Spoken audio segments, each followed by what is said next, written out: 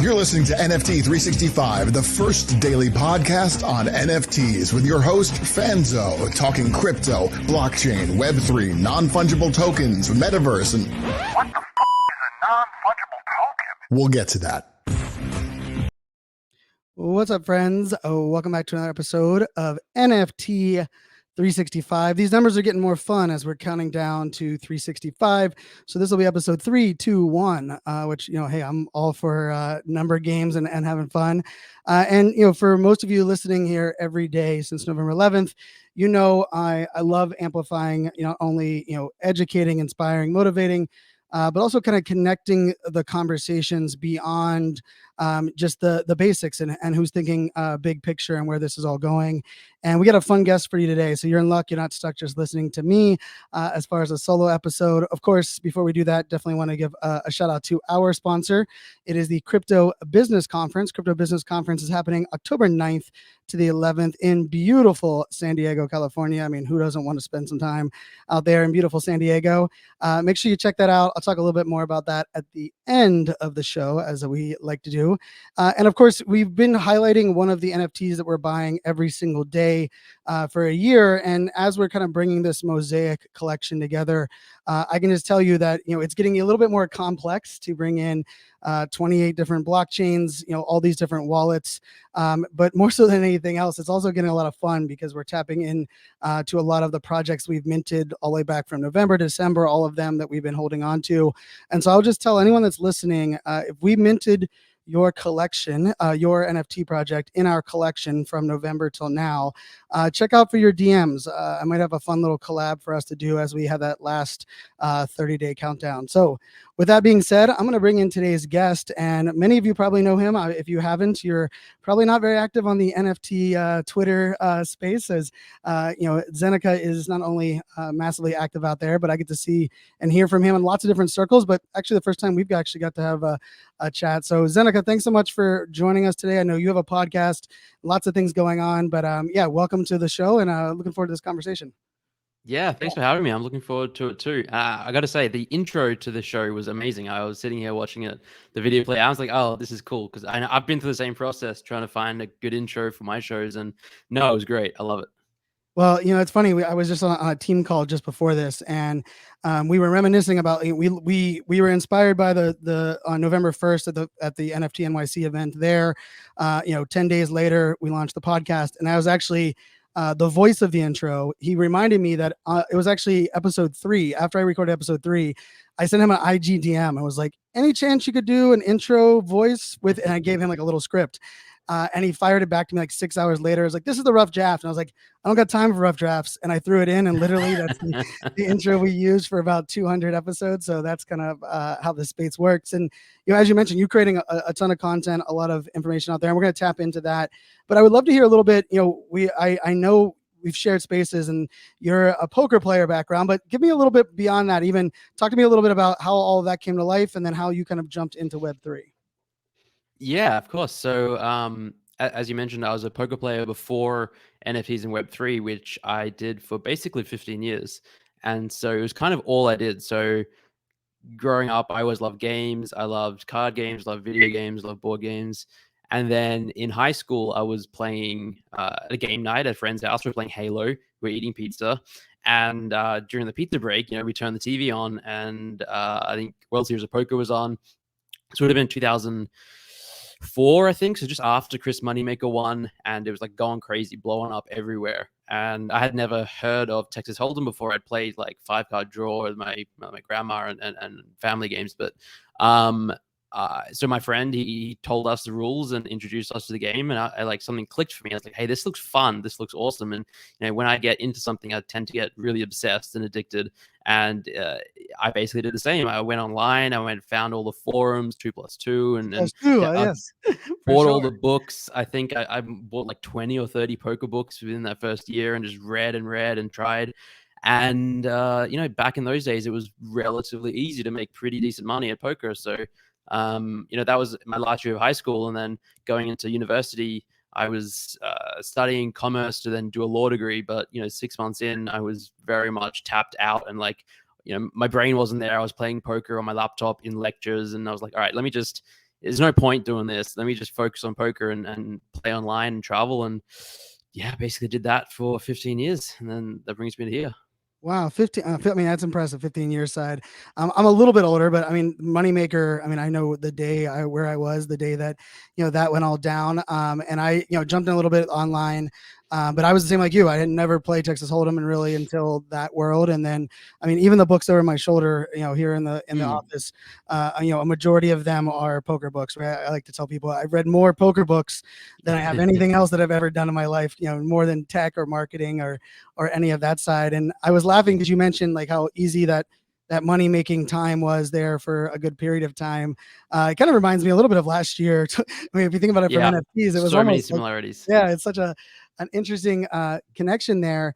I'm curious for, as a poker player, I mean, I've talked about this in the podcast, there's so many nuances that poker players, I believe, have like kind of an advantage here in this space, right? The idea of like understanding like the money management and separating yourself from like dollars and cents. And when I, I'm sure it's the same with you, and you tell a story about like how much you lost in a pot or like the, this decision you made on the bubble for a tournament, people are like trying to rationalize, and you're like, yeah, I'm eating ramen noodles, but like that $23,000 jump didn't matter because, I had this percentage. I'm curious for you, like, are you still playing poker? And like that opened the door. Was it the crypto? Where did it go from, playing poker full time to kind of having the spotlight into, where we're at now? Yeah, I'm not playing poker anymore, and I'm very happy not to be playing. I was, after 15 years, after 10 years, I was like kind of over it, and it was like it become a grind, and it's still a fun, interesting, exciting thing to do, but it's not something I wanted to be doing when I was 50. And so I was sort of like always, for the last like 5-7 years, I was like trying to keep an eye on like what else can I do, but I didn't really have any skills or talents or like abilities to really do too much else that at least I didn't think that I did. I actually ended up going back to law school in 2015 or something, or going to law school, I guess. And I did that for like a year and a half, but didn't stick. It's very dry and difficult, of course. And, the lure of poker brought me back in.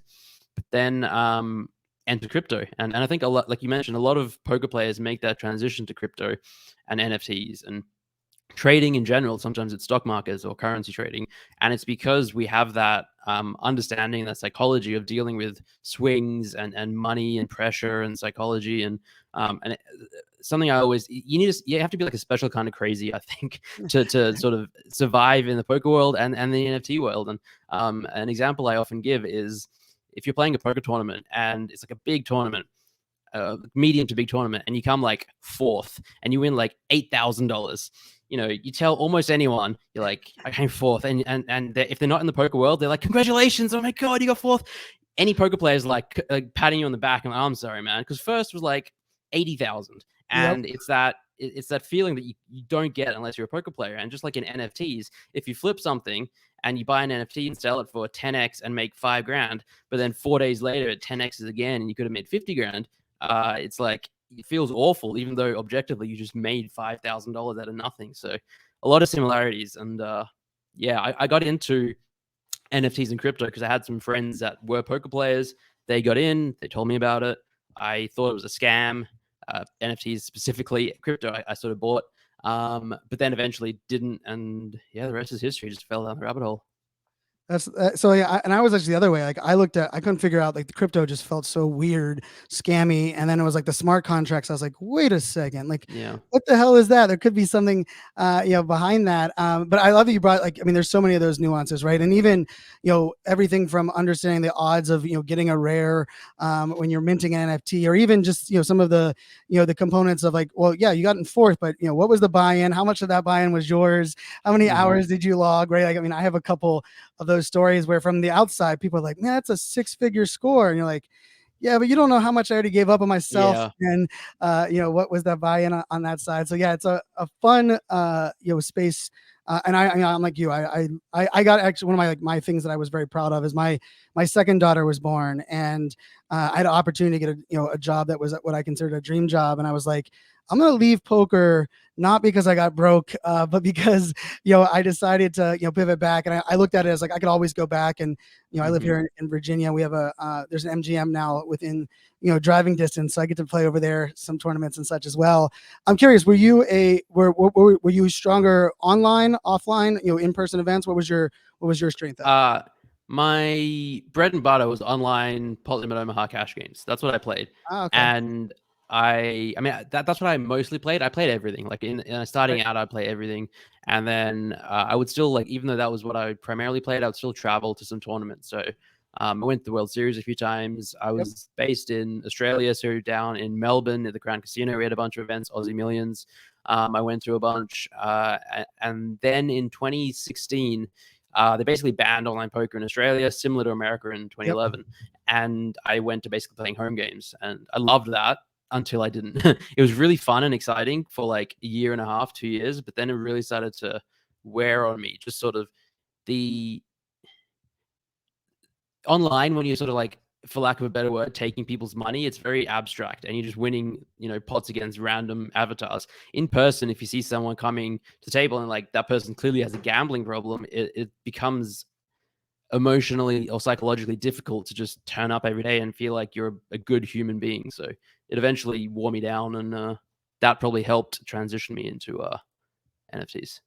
Yeah, although I think it probably helped transition, but we also have that now. Now, what does that element look like here in this space, right? Because it is funny on like the doxed, undoxed conversation that people are having, right? Like, that when you put a human behind a lot of this, that there is such a, there's a lot of things that kind of come into play, right? And sometimes for the benefit, others look at that as, there's different balances. I was the opposite. Like I was sponsored by an online poker company for a while, and they joked that I was the worst millennial online poker player in history because I just didn't have like my attention online was just not great. But you put me like 19 hours, at a table in person, and that's where I could, find my advantage in the human condition side of the house. And I think that's also like, very much like NFTs, and like you can kind of pick your battles on like, are you playing against one? Are you playing against many? Are you playing against the field? Right. So there's some things there.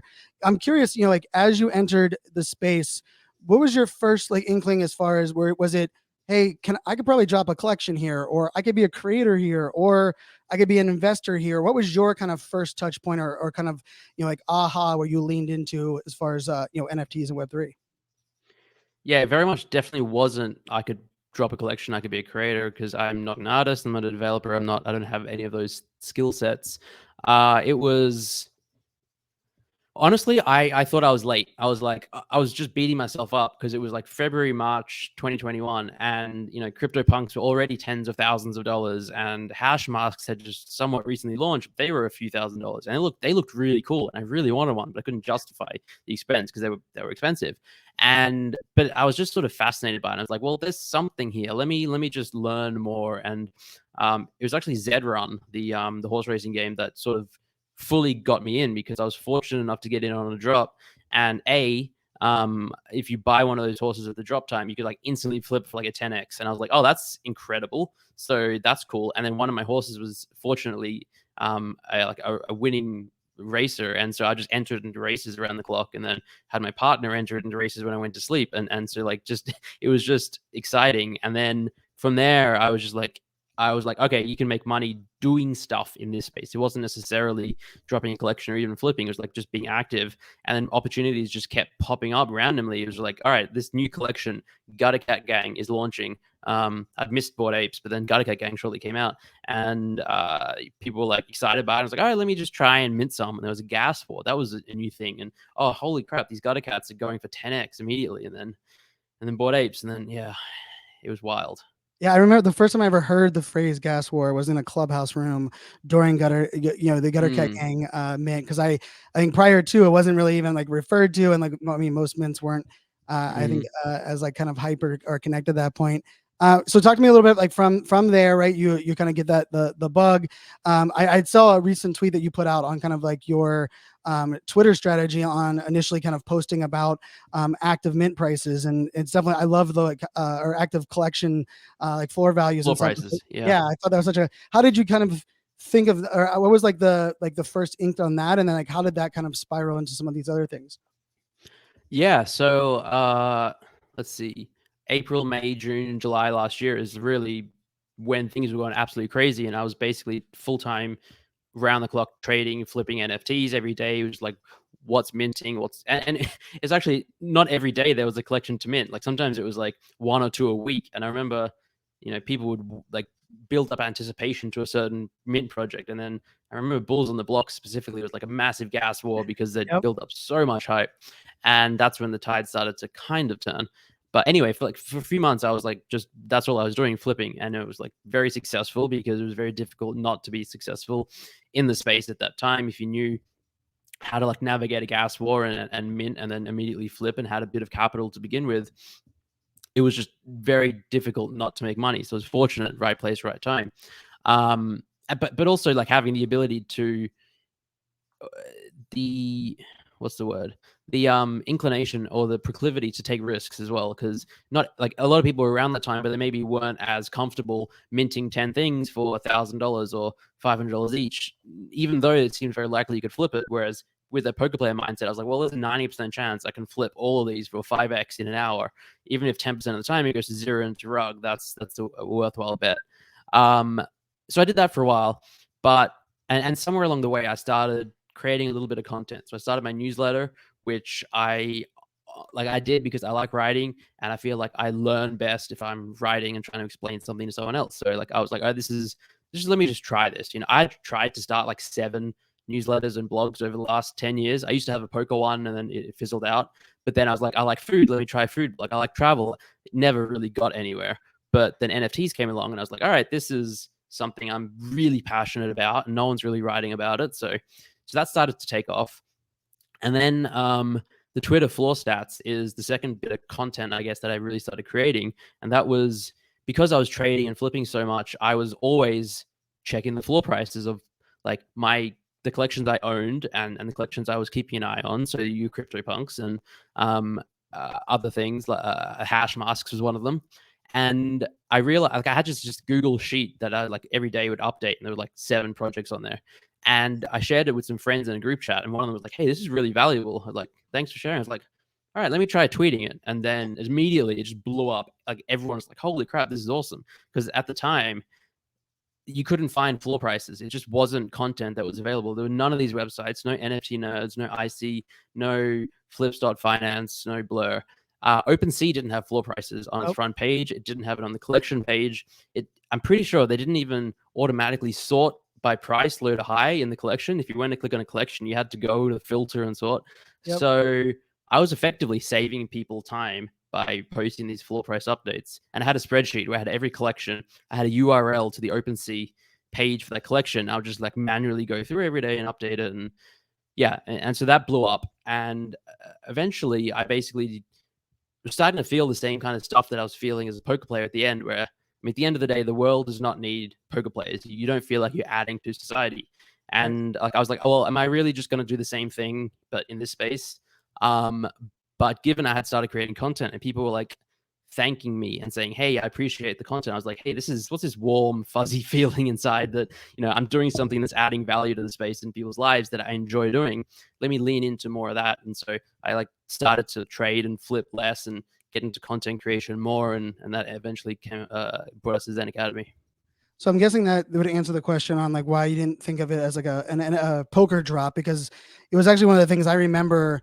I started around the same time in the summertime, and I love that you mentioned like I mean talking about data missing, right? And I think that's also as a poker player. I mean, I remember 2009, 2010, 11. Yeah, we didn't have much data, right? Like even like a lot of things like now versus I mean.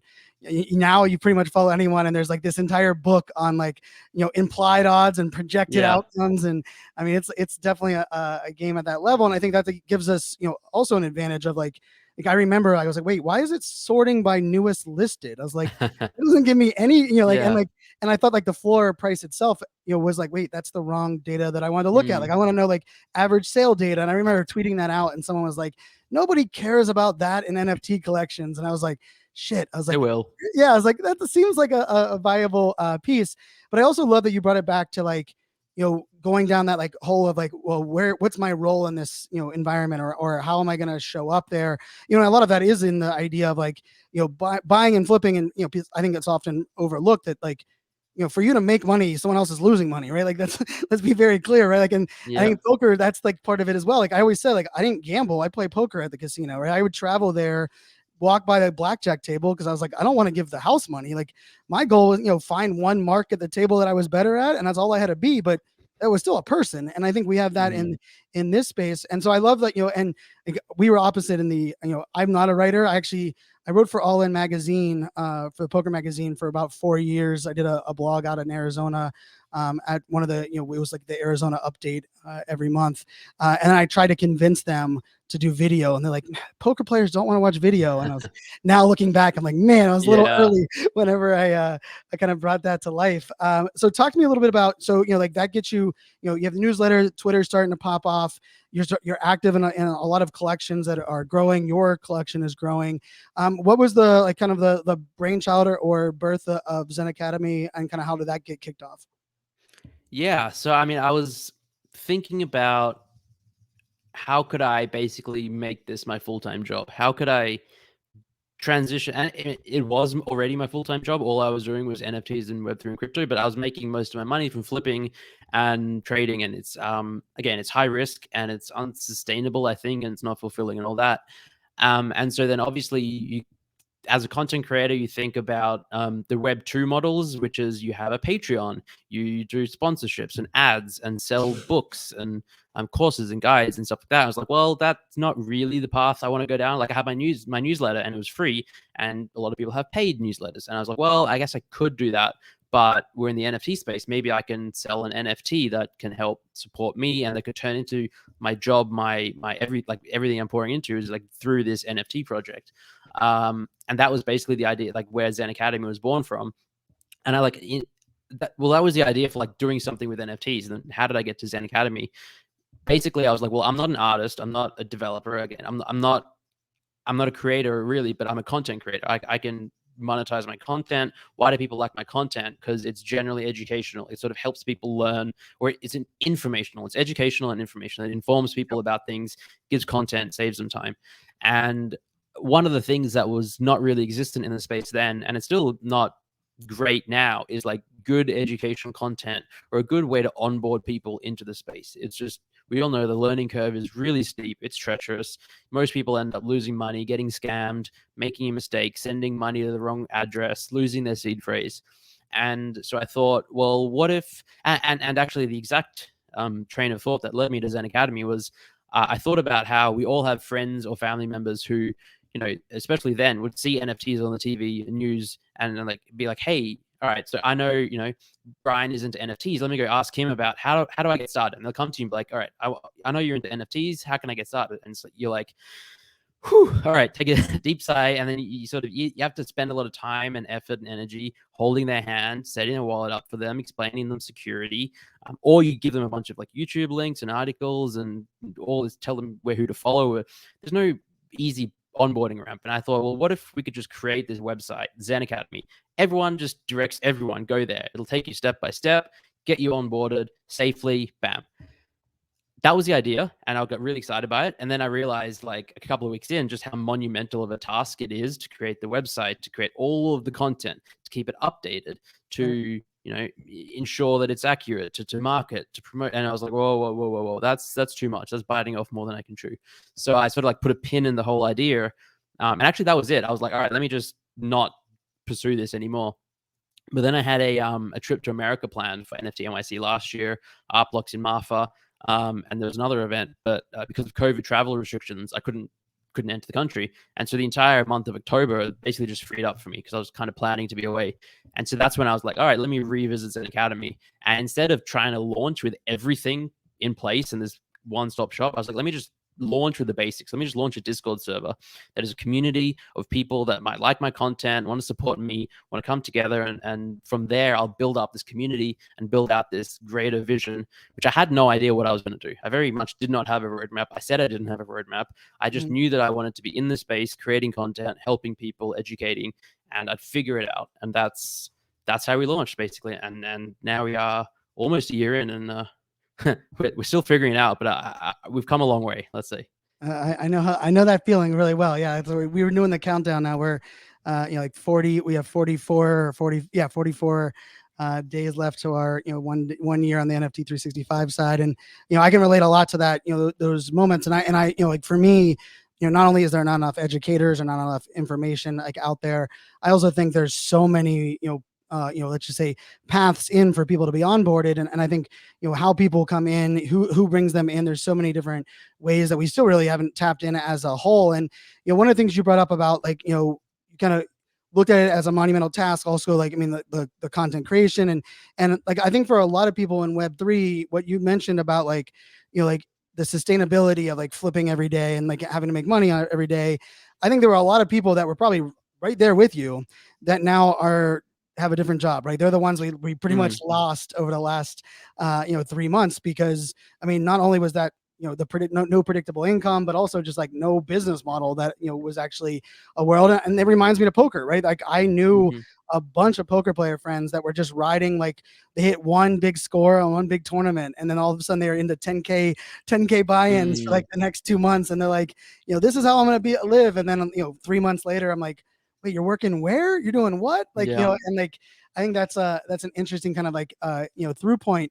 I'm curious your take on, last summer was such a different world, right? And I think for many of us that were here last summer, the fall and then the start of this year was interesting. It was a ride, but none of us, I don't think, were predicting or ready for what has become the last 3 months as far as the market itself, right? Like as far as I would say overall mental health and overall energy and just the space as a whole. And we've had not only plenty of rug pulls, but plenty of people that have attempted to extract money and resources out of this space.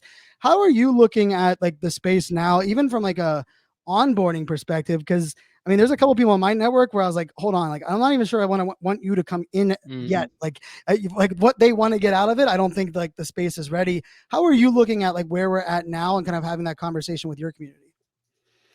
Yeah, I mean, there's no doubt that everything has crashed 90% plus. Not just floor prices and ETH prices and cash, but like engagement and the attention that people are giving, both people who are in the space, still in the space, as well as the outside community, is just way, way, way down. And I love it. Like honestly, I really do. It's allowing me and others, I guess, like me, probably like yourself, the breathing room to like focus on building, to like it's so cliche to say building at this point and building in bear markets, but it's actually so true. So I first got into crypto in 2017, then I left in 2018. When that bear market hit, I was like, all right, I don't have the conviction or stomach or like anything. And then I got in again in 2021. So up until like a few months ago, I had only experienced bull markets, and I heard people talk about, like, a lot of founders were like, "Oh, I missed the bear market. Like, let's go back to those times." I was like, "Nah, come on, you don't. Nah, no, this is too great." Now I kind of get it. Like I really do. It's a time where you can have meaningful conversations. You can focus on getting stuff done, and you don't have the pressure and the mania of worrying about all of the madness that comes with a bull run. And obviously it's fun and it's exciting and it's profitable and it's a great opportunity to onboard a lot of people, but it's confusing. Like a lot of people think that they're coming to get rich quick and to make $1 million, and that's just not the reality of it. And I think that the relationships and connections that are made during this bearish time are so much more valuable and will last so much longer than, there's so many Discord communities that were really buzzing during the bull run, and they're now ghost towns just because everyone was only there to make money and not really for the technology or the possibilities or the networking or the people or the future. And yeah, so like the way I'm approaching it now is, this is a great opportunity to shore up our systems and processes internally, like build out our team, scale, make sure that we have great content and build better content and onboarding ramps so that people now who are interested have a good way to, properly get into the space, but also to prepare ourselves for the next inevitable bull run, where it's not going to be anything like the previous one or the one before that. Right. I think every bull run is different, but just to ensure that we are prepared to help as many people as possible when the time comes. It's such great context too. And I'm right there with you. I would say like one of the things that I like that you kind of walk people through too, right, is like we also have, I mean, like if engagement, everything is down all across the board, right? Like, and I know like we hit 1 million downloads of the podcast. I think it was like episode 143 or 145. And I remember people like, man, how many episodes you're going to have when you hit the 1 year mark? And I was even like, I got into that. I'm like, damn, we're doing month over month growth, like ridiculous, trending. And then all of a sudden I was like, like we're about to hit like 1.5 million now. And it's like, like that adjustment is also, it's a, there's a little bit of an ego kick, right? There's a little bit of a, and I remember I reached out to a couple other podcasters and I'm like, I'm just curious, are you feeling this? And they're like, dude, our numbers are way down. I'm like, oh, thank God. Like, like it's like that, like, a little bit of like, we can co-experience that together. You mentioned, building and like that, some of it being cliche, and I was with you whenever I'm like, why would I want things to be down for me to build? Like, give me more money and more people and more attention, and I'll build during there. But there is something beautiful about kind of like reconstructing culture, right? And like the culture across the board. And like we get to kind of set the bar, because a lot of people, I believe that we're, there's definitely plenty of bad apples still there now, but a lot of the bad actors that were I think we're getting face time have kind of left. And that also kind of leaves a little bit of that gap. I'm curious from your, like, if you had to like assess some of the gaps that we have, in the market as a whole, or even in the NFT community as a whole, what are some of the things that you think like, man, we really could use some people on this, or some, projects that look like this? Where do you think the gaps are right now at the moment? That's a good question. I think largely speaking, the gaps in the space are infrastructure and like user UI UX effectively. I'm always saying that like in order to go mainstream and like adopt like millions and millions of people into the space, we need two things. One is education, and that's an ongoing thing, and it's happening, and it's going to keep happening, and more and more people are coming around to that and creating good educational content, and that's amazing. The other is infrastructure, and we're just, no matter how much education we have, it's going to take us 50 years before people can come around to the mentality shift required to understand seed phrases and securing their own assets, and how the blockchain works with transactions and gas costs and layer twos and bridges. And there's just too much complicated stuff going on. And the UI is very confronting. You got to use MetaMask, and there's all these numbers, and it's just like, what does all this mean? And the cost of making a mistake is you lose all your money. Like, you send it to a wallet address that's just long string of letters and numbers, and it's like, what? It's just so convoluted. And once you get it, sure, you can make it all make sense, but it takes months of learning. And I think that we need to abstract away the tech, and we will eventually, and get it to like iPhone levels before we get to mainstream adoption. So I think the biggest gap I'm seeing, it's being filled, and a lot of people are working on this, but like we need more people building out better tools and better infrastructure. No, I completely agree. I was, last couple of CPG club calls, and they're doing like kind of the builder incubator there. And I was like every person that spoke, I'm like, yes, we need more of that. Yes, we need more. And it actually ties back to like what we were talking about at the beginning. Like you mentioned the 2+2 forum, and, for non-poker players, I mean, this was the gold of all golds. It's where all of us lived, where we shared our bad beats, and we shared, tournaments we were going to, we shared, who to look out for, a lot of that side. But there was also, I mean, some of the greatest tools and analytics and components came out of those 2+2 forums. And I, like, as you brought that up, it also hit me like, we did have kind of like a centralized place, right? Like, unlike right where NFTs is like, when we have 200 discords to manage, right? Like how do we, and where in that poker world, weirdly enough, and I think it had a lot to do with the times, right? It was pre-social media. And like, it was literally, for those that are curious, like it was a forum of all forums. Like it was the like 1999 structure, like, Craigslist original type forum. But I mean, I often said, like, I would find, I would fly in for a tournament, get knocked out like in an hour and a half, right? And then like, get into the 2+2 forum, they'd find me a game, somewhere around there, and I'd be able to, make things back. And like, it was just such a great, sense of community and networking. And I struggle to see like, with us so disconnected, right? It's such those are a little bit of the good old days of community building.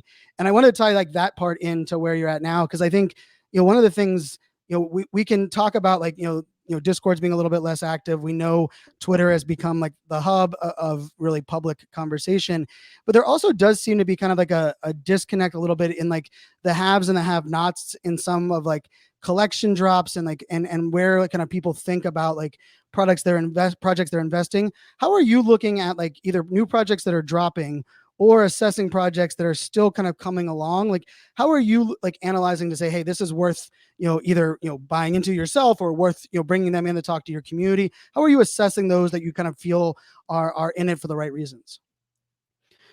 Yeah, so I'm interestingly, I made a tweet the other day, which is basically the quality of projects coming out now has never been higher, and the market has never cared less. And so if we go So back to true. like a year ago, most of the projects were just like this Fiverr art PFP with no real roadmap. Now we have like projects launching that have been building for a year, 18 months with like really sophisticated art and a stacked team. Maybe they've raised funding to have a playable game and a really high quality animation, and the market's like and it's just like it's the state of the market. The macro is bad and everything is down and it's hard to get attention, but um there's no shortage of excellent projects, but I'm still not convinced. It's so hard to know where things will go in the future. Like there's so much supply, and so price wise, is $100 or like 0.1 ETH still like is a good price to buy something that you get one of 10,000 of?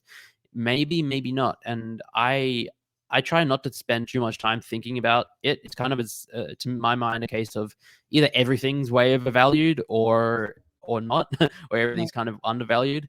And in terms of new upcoming projects, I don't really keep an eye on much. I think I just sort of am a little removed. I don't do too much buying and trading myself unless I sort of organically know one of the people involved or one of the team members and something I get in. I have like my team helps with collabs and partnerships and with the community side of getting mint list spots and stuff like that.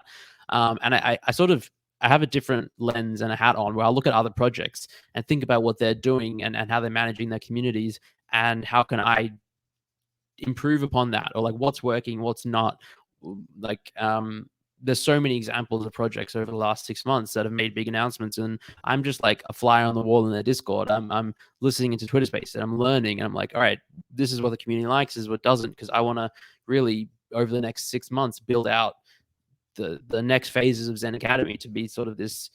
I really think it's going to be something special that we haven't really seen before in the space. And yeah, I sort of don't really buy or sell or trade anymore. And in terms of like I mean, I'm sort of selling a little bit at the moment just to de-risk. But in terms of the previous collections, I sort of have a list of like 10, 15 that I have like very high conviction in because I've done the research. I know the team, I know the community. I'm like, all right, these are gonna make it. Like they've got funding, they manage their treasury well, they're smart people. And then there's probably like 50 to 100 where I'm like, they're probably, maybe, who knows? And then after that, you can't keep track. That's so funny. So 2 episodes ago, for those that are listening on the podcast, like I did it. I had a friend hit me up 3 weeks ago and literally was like the typical nagging. Like, I mean, he had ETH and he's like, I want to buy in. And he, it took me 3 weeks to like figure out what he cared about. Cause I told him I was like the same way. I was like, I got a list of about 100 that are like, eh. I was like, but like, if you start telling me what your like value is, I'm going to start narrowing that down. And eventually, yesterday or 2 days ago, I guess I got to send him a text message. And I was like, check out these 10, like do your own research. Yeah. But, here's 10. So I love that you kind of teed that up as well. And it kind of fits in that bucket. And, as we kind of pull this all together, right? Like, I mean, the poker side of the house. Like, I mean, there is such, I feel, the more poker, we had a couple of people from the crypto Hold'em team on the show as well. And we kind of geeked out on, some of that, like, the shared, lessons in life and like the ups and downs. And like, one day you mint something and you got like a rare, the next day you realize it was a rug pull and you have a rare of something that's nothing. Right. And like poker world is like that. You end day one as the chip leader and you text your friend on an hour after day two and you're knocked out and you're like, dude, I couldn't fold aces in a spot I should have folded. You're like, it's such like our world, right? I'm curious, like if you were, for as we kind of pull it together, for those that are listening, that we have an audience, I think, that are really creators that are wanting to launch their collections, but I think they also recognize that it's no longer the days of summer last year where you could just sneeze out a project and things minted out for the most part. Where if you had to look at like kind of a lens of like that, like those that are looking at launching a project, or where do you feel like the maybe some of the mistakes that they could make, or maybe even something that they should be focusing on right now prior to launching an upcoming collection?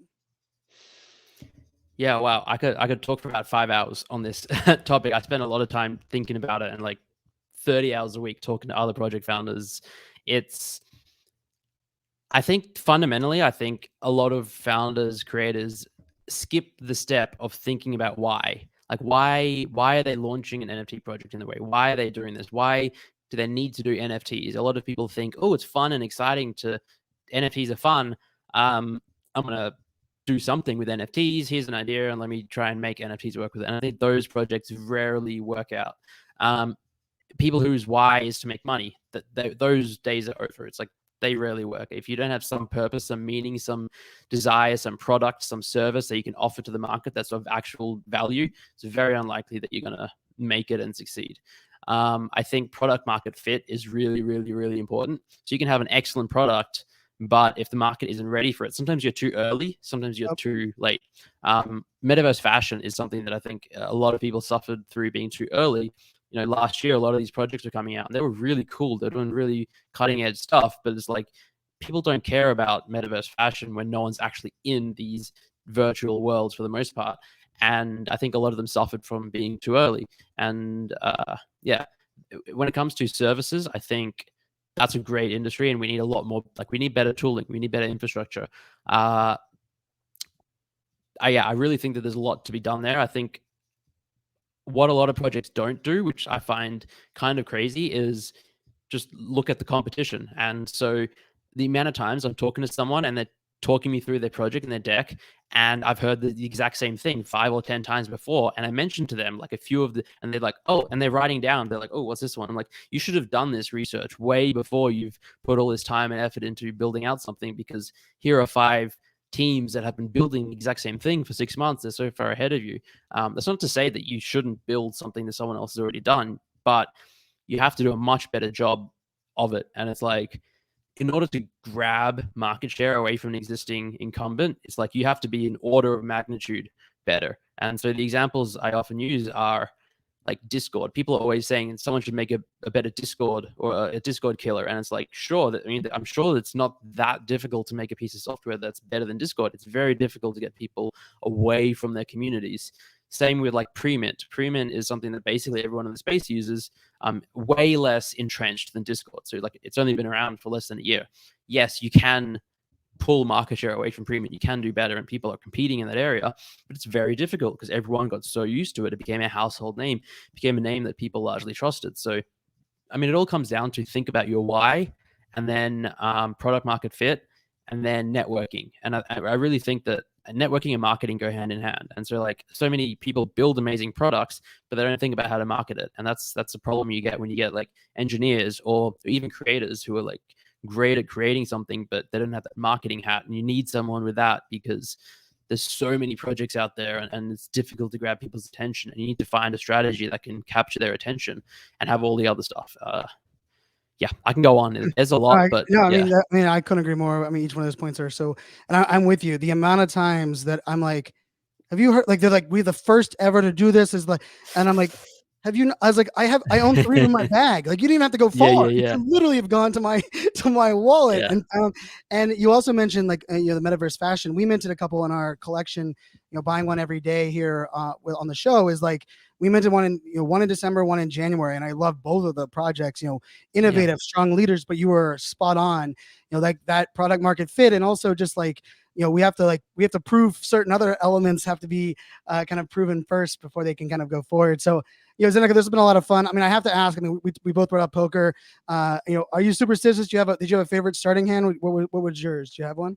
I'm not superstitious. I didn't really have a favorite starting hand because again, I played Pot Limit Omaha, which was like it's difficult to have a favorite start. I think the last time I did have a favorite starting hand, which was 10-7 suited back in the olden days when I played Hold'em cash games with my friends, like first starting out, that was the hand that I was like, all right, I'm going to play this, even though it's not a great hand. Yeah. So Jack 9 was mine. So I was in that same little ballpark. Yeah. And like I forced Jack 9 to win me a tournament one day so that I could just say that it was like that was the one. But like my implied losses prior to that becoming my favorite hand was like and I make my biggest tournament win when I took down a couple tournaments, but like my most profitable one, I won with Queen 3 off, right? So like give me a break on like, like it was definitely one of those, like I had the lead, we were down to 3 people and got lucky to land into a flop that made a lot of sense, right? So I just love that. And I think there's also like just that poker side of whatever you come into with NFTs, the opportunity to branch out to other games, other utility, other value is like, I mean, we're so thankful for Hold'em, right? But Hold'em like opened the doors to all of a sudden, like, I mean, I played a lot of the, the split, no limit and limit Hold'em at WSOP.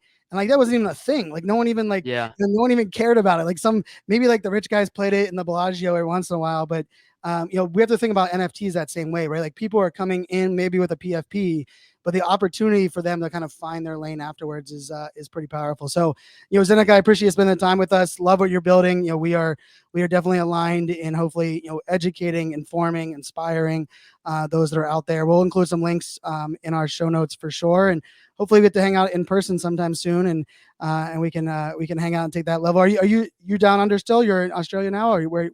So I'm Australian, but I'm based in Munich in Germany at the moment. Okay. But I'll be in Vegas in a few weeks. There's a Web3 conference there. I don't know if you're going to that, but I'm gonna try and play some poker for the first time in a while. Should be fun. Nice. And it's Oktoberfest right now, and I have happened It to is. my last 4 times to Munich in my previous life for the government. They always scheduled me during Oktoberfest because they love to take care of me. And when I saw my like Facebook notifications came up today, and it's like me standing on a table with a pint on my hand, and I remember like I had to sneak into the tents because I didn't have tickets back then. I was like that annoying tourist that kind of infiltrates Munich right now. But yeah, definitely look forward to linking up. And for all those listening, we'll make sure links are in the show notes. Zeneca's a great follow on Twitter as well. And as always, my friends, until tomorrow, make it a great day. Cheers.